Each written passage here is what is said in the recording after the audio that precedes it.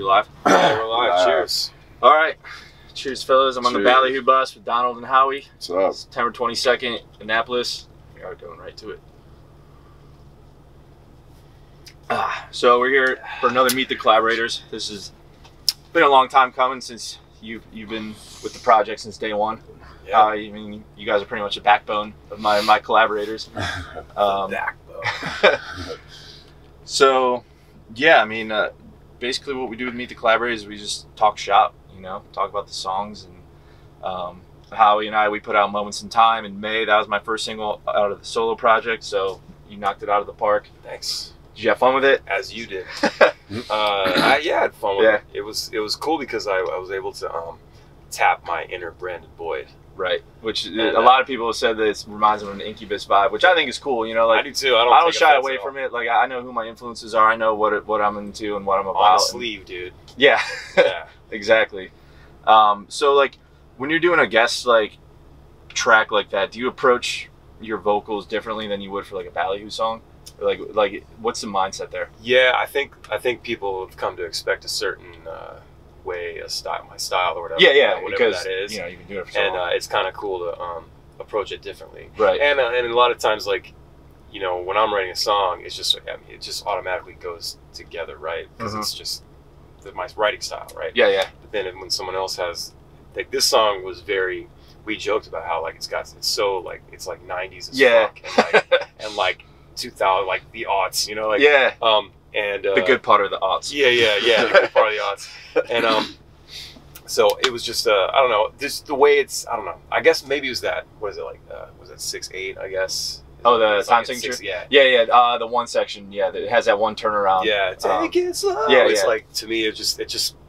I kept hearing that melody, and then I don't know. It just kind of ended up just becoming that. Right. And Brandon Boyd's one of my huge influences, like as a singer. So it was like him and Brad from Sublime, you know. Like, and that was kind of like how I put it together, developed. Nice. I would crank up Incubus records.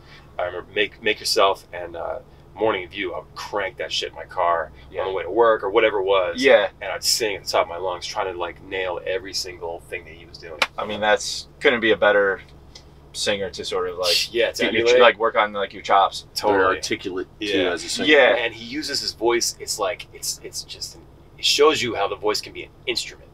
Like especially on the later he's not records, just singing. He's doing next level stuff. He's fucking amazing. And like the later like Crow and Light Grenades, like he's just really like taking it new places, man. Yeah. A lot of that shit I cannot do. So he's just amazing. So. Yeah, we saw them at the Fillmore in Silver Spring in August, and they put on a killer show. Yeah, those guys are sick, man. Yeah. It's been too long. It's parking next to us. Oh, okay.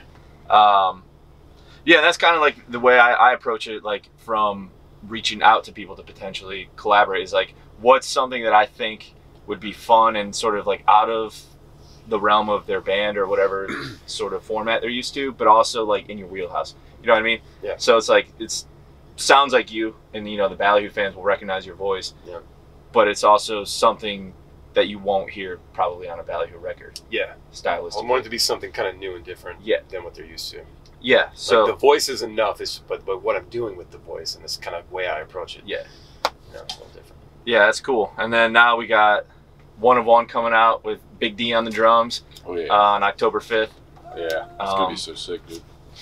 That was so much fun. Turned out well, yeah. Yeah, man. And we were, I was at the studio at Right Way last night, retracking or reamping my guitar tracks for the third song that these two are on again. We're doing it again, baby. Another go around. We're back. Don't fuck with the formula. And we were listening to your drums, man, for the third single, the pop punk song, and like I don't even know if we're gonna fuck with them. I mean, the recording just sounds so crisp and good. Yeah. I know you got new heads right before that too, but I mean, just like, you know, the playing was just like Thanks. Yeah, for me, just to be able to play other stuff. You know, obviously, you know, Ballyhoo for 20-some years, but it's cool to be able to go in and think a different way about something and create a new, different idea, not so much as let's make it sound like a Ballyhoo song. Like, what would a Ballyhoo song sound like? Because I know what would this song, serve the song that you're handed pretty much. Yeah, and like for the One of One, which is like a funky hip hop rock song, it's like you can tell listening to Ballyhoo in your drum tracks that you have a very like funk aspect to it, like with the reggae stuff. Like you know, you can hear your hi-hat patterns, you know, your kick patterns that are very lending to like a funky style of song. So it was like, I thought it, like same with hitting up Howi for vocals, like I thought that was something that like is a little outside of what you're doing in Ballyhoo, but not too far outside, where it's like somewhere you can have a little more extra freedom to just do whatever you want to play on a different like genre of song that you know, you don't get to, you know, do in a band format. Yeah, it's always a lot of fun. It definitely just step outside your what you've been doing for a while. You know, it's a little, little refreshing to. I hate the comfort zone. Comfort zone is where you die. Yeah, it's good to be able to push yourself and try to play new things, because otherwise you're not going to get any better. You're just going to sit there exactly. You know. And that's what's been so fun about this project is like I'm just approaching every song as like its own life form. Right. Like from beginning to end. Like, you know, every song with the project I'm doing is me and my guitar on my couch.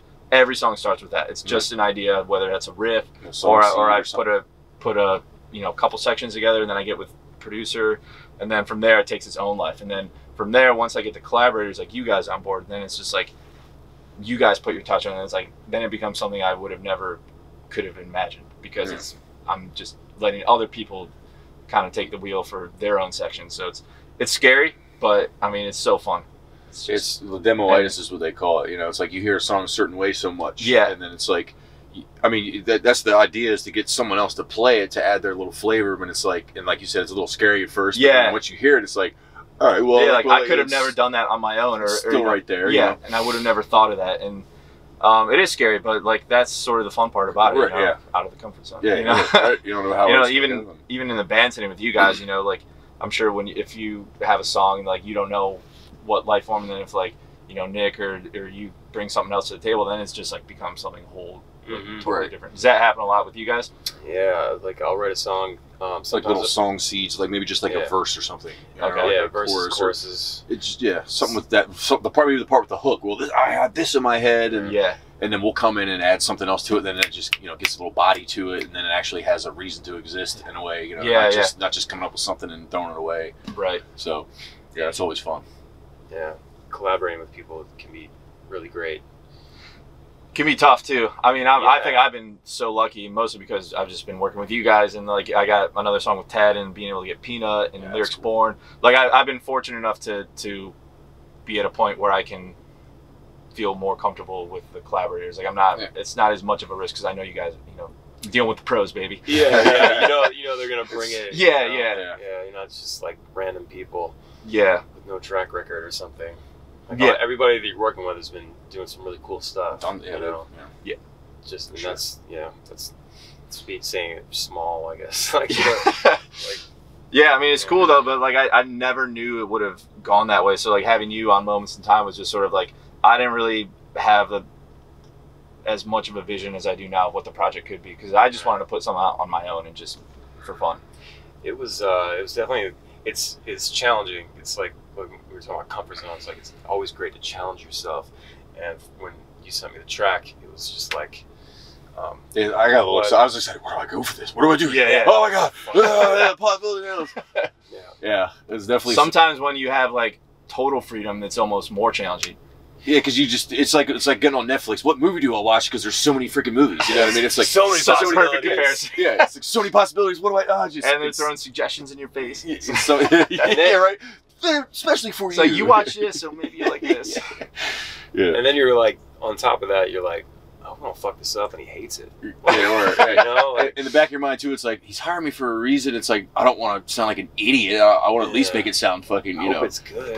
Yeah, you're right. Exactly. Like, there's definitely that self-conscious thing there, because you know they're hiring you for the job that they want you. You know, you need to perform. You know, you need to turn out. So yeah, even when I was doing it, I was like tracking the parts. Like I did the parts all over the place. It wasn't like straight through. It was like a little bit of the chorus, maybe back to the verse. Because as I get ideas, and I remember like as I was doing it, even when I was done, I was like, is this good? Like I don't know. And then I was sort of the next day, you sleep on it. You know, it's like it's pretty cool actually. And then I sent it to you, and you were like, this is rad. I was like, sweet. Yeah. I mean, when I heard it, I had no feedback or nothing. I'm like, this is like fucking awesome. Yeah. And I've been on the other end of that too, where I've been hired to do guitar tracks for like other musicians and stuff like that. So I totally get the pressure. It's like, you know, you just want to make them happy, and you want to be something to be proud of yourself too, and, you know, do good work. Right. Yeah, you don't have to listen to the track and every time you hear it go, I should have did that, or I should have this, I should have did that. Yeah, but, you know, it's like you said, it's like you don't want to impose your stuff. They hired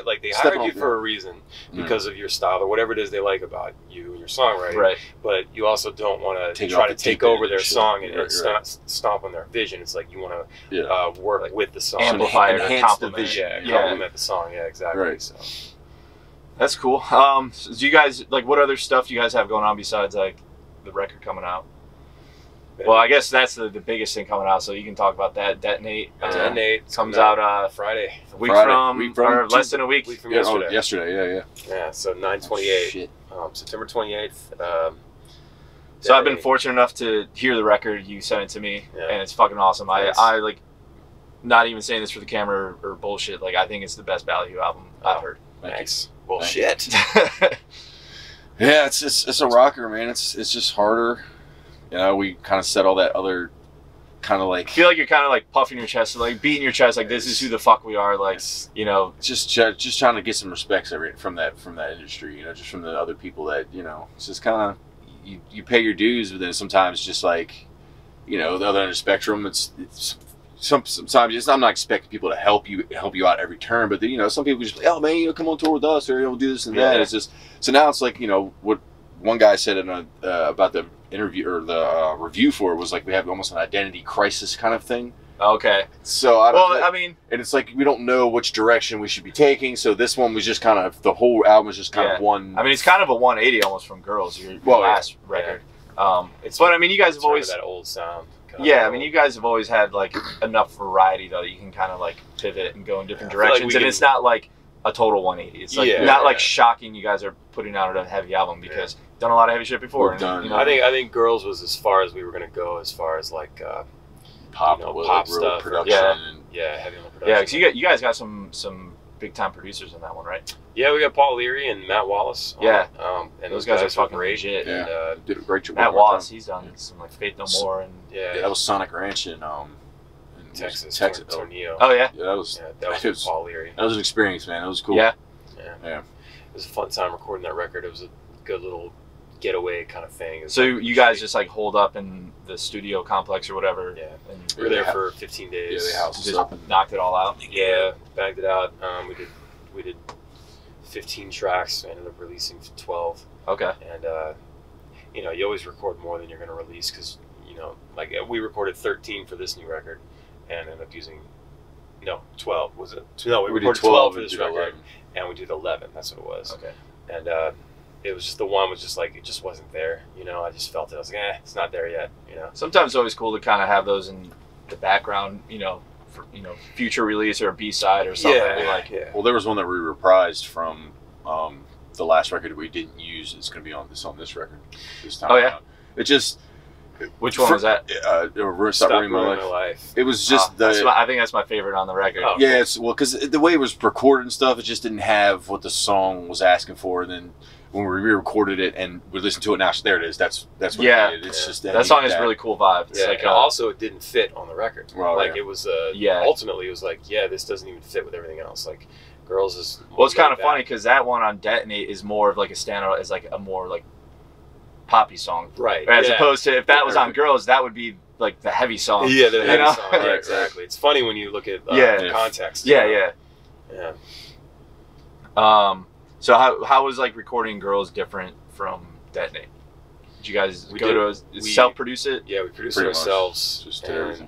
We went to our buddy Mike, who engineered Pineapple Grenade and Daydreams, because we knew early on that it was going to be a heavy record, and we wanted to kind of recapture that sound of like the Daydreams era. Yeah. And so he was familiar with that. And so he's familiar, and like we just know what his sound is, so it just made sense. And we did it in 10 days, or 8 days is what I think it was. Real quick. Yeah, 8 days. Yeah. Saved us so much. Like, I get it. It's like when you're first recording, you I want to be in a studio and do this, and the feeling of it, the surroundings. Then get to the point where it's just like we can do this on our own. Like, why are we? There's definitely pros and cons to technology's there. Yeah, it's already there. It's I knew that I was fully capable of how to put a song together. Yeah, and like everybody's input. There were definitely a few songs where like a lot of songs I'd written like front to back, and then there were like several songs for sure where we got together, and because I was like, I don't know what the fuck to do with this, and then we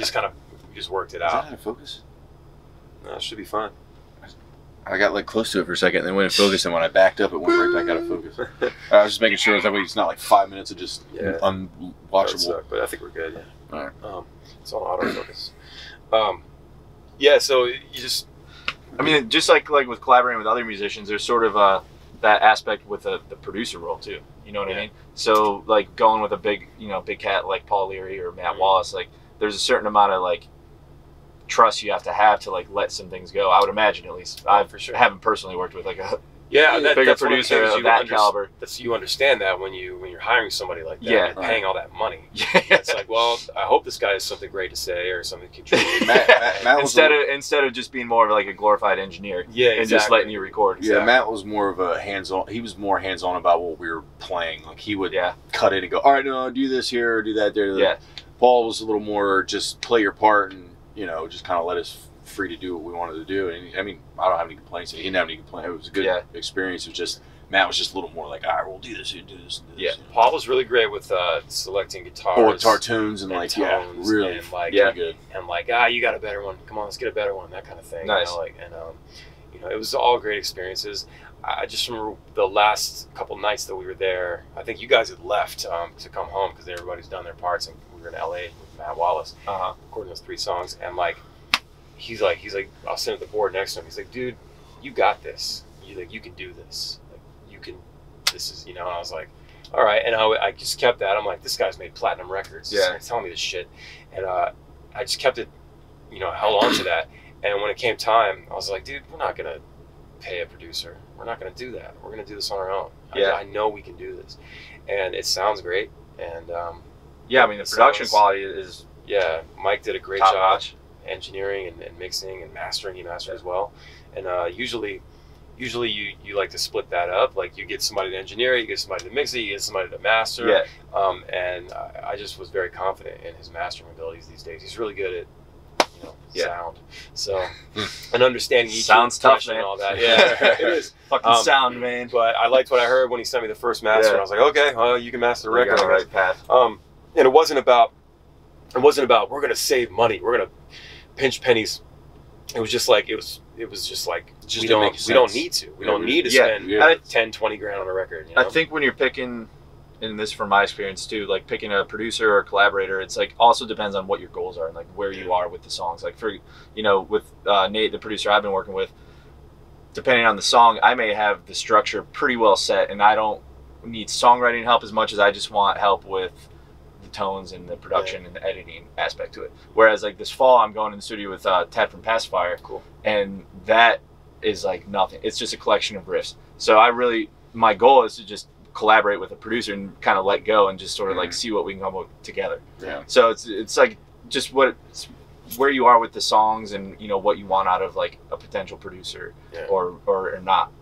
Yeah, it is what you make it. And there are bands that pay producers lots of money and then don't let them tell them anything. It's like they don't. It's like why did you hire the credits or something? But I mean, and I'm gonna do a whole fucking thing about this on my podcast, on YouTube and all that. But like about producers, it's not.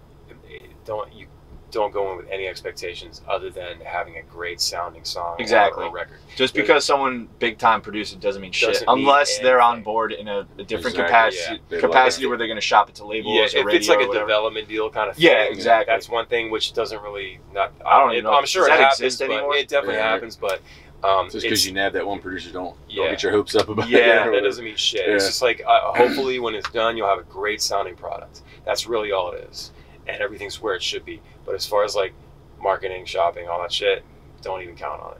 Yeah. So I'm gonna do a whole thing. In Fiction 20 Down, my old band, we had a manager in New York who was friends with David Kahn.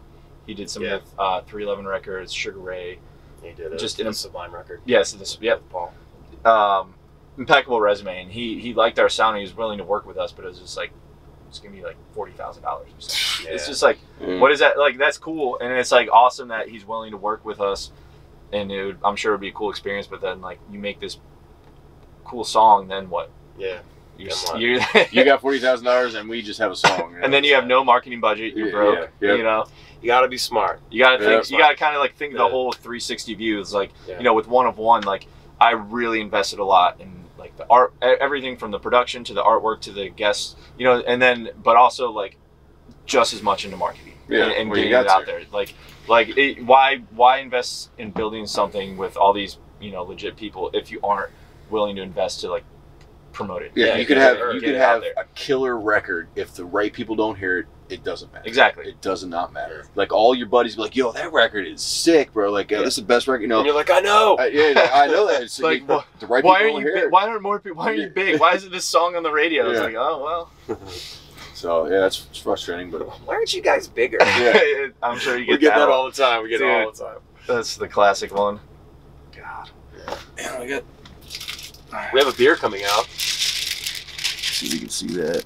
Nope, it's too dark. So, beer. How did that come together? That's kind of like a lot of bands are doing this now. Yeah, especially in the reggae rock genre. It was seems like. It was a logical next step for us. Yeah, I mean, definitely, dude. Like, I can't wait to have. All our fans are drinkers, you know, or most of them, and all the guys in our band have beers and stuff. And we just Scott. I think Oliver gave us some cases, and when we did this festival last summer or last spring or something, and it was for that beer fest at Rashfield. Oh yeah, and that was a good time. Yeah, and so they gave us a bunch of stuff, and I guess Scott kept in touch. Oh, cool. And we were talking about this stuff, and what other things can we get into? And I guess he emailed them, and it just kind of started there. And this took a while. This was like probably winter time when we started talking about this earlier this year. Yeah, I'm sure there's a lot of like testing, Yeah, well, kind of like getting the flavors right. And well, those guys, we left it up to them. Like we were just like, let's do this. Let's have it taste like. Let's throw some fruit in there. Like make it. They added mango. That's like the main ingredient for the flavor. And because our whole brand, our whole thing is, the imagery has always been, palm trees, beach lifestyle, like makes sense, chilling, lazy river, whatever. And what's it called? The tropical. It's called summer. Oh yeah, that's one of your song titles. So that's cheers, perfect. And it was just like, that's cool and different, somewhat tropical. So it just made sense to make it like a fruity kind of thing. But it doesn't taste fruity. It's not like you're drinking. It's hard to make an IPA. If it's an IPA, it's hard to make it like super noticeably like overdo it. Yeah, because it's an IPA by nature, like by virtue of it being an IPA, like it can't be too fruity. Yeah.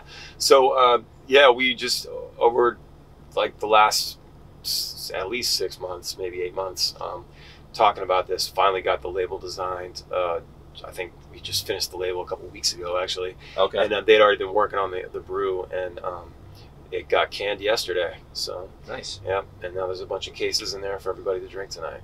So. Yeah, people are gonna be getting wasted. Yeah, it's 6%, so they're gonna be going down. That's good. I mean, it's a nice medium. That's like a medium.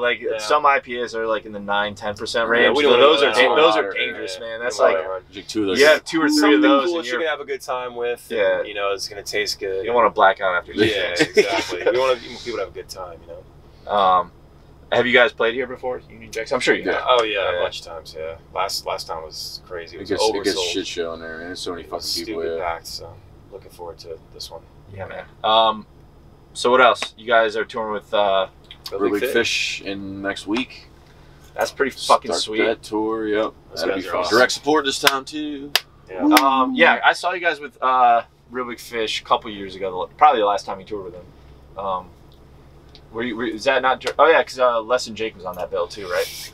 Last time we did it with them was that was the first time we did like an actual tour with those guys. Was them and Les and Jake in 2015 and 2017 winter. We did 7 weeks with them and Anti-Flag. That's right. Yeah, it was sick. And now direct support. Yep, nice, dude. So, it's gonna be a fun time. Yeah, those guys are a lot of fun. Classics, 90s classics, man. Yeah, they're just a fun band, just man. Fun, yeah. They maintain. I mean, like, I have the utmost respect for any band that can last as long as you guys and Real Big Fish have, and still like bring it live. Like to me, like the worst thing is like going to a live show of like a band you've listened to or grew up listening to, and you can tell they're throwing it in and they're doing it for the paycheck. Right. So like I feel like a band like that, you guys and all the other bands still touring in that genre, sort of like that, still bring it. I mean, that's just awesome. Yeah, and they're a lot of fun to watch, and they have fun with the crowd. It's just a good show to go to. And then when you throw us in there, it's like a kind of a refreshing kind of thing, maybe. Like yeah, it's new to a lot of people out there, and it just makes for a fun show. I don't know. It's good times, and those guys are all really nice and hospitable. And, that helps. Yeah. So it's actually fun. Yeah, right. Yeah, it's fun to be Not on tour feeling with like, people like that. God, Like, Yeah, you're not like stepping on toes. And right. have Everything to work. you do, you have to watch out. Yeah, because like some bands like to just keep to themselves and not really socialize. yeah, I mean that's fine too. Yeah, it totally just, makes sense. Yeah, I mean, everyone it's gets that way. It's weird. We've had bands that do keep to themselves, and that's fine. But like even like when you walk by them in the hallway, there's just nothing. It's like It's this like, you weird don't even sort say of like hi. It's like, oh, keep your head down. It's It's like, like we're gonna okay. see each other for like the next 2 months. Yeah, it's like that, I guess. Okay. But you know, it's everybody's different. But yeah, I don't know. It's gonna be a great fall. Nice, man. Anything else in the Ballyhoo camp? I mean, got a lot going on. New beer, new record, yeah. killer fall tour. You got a weed strain coming out too.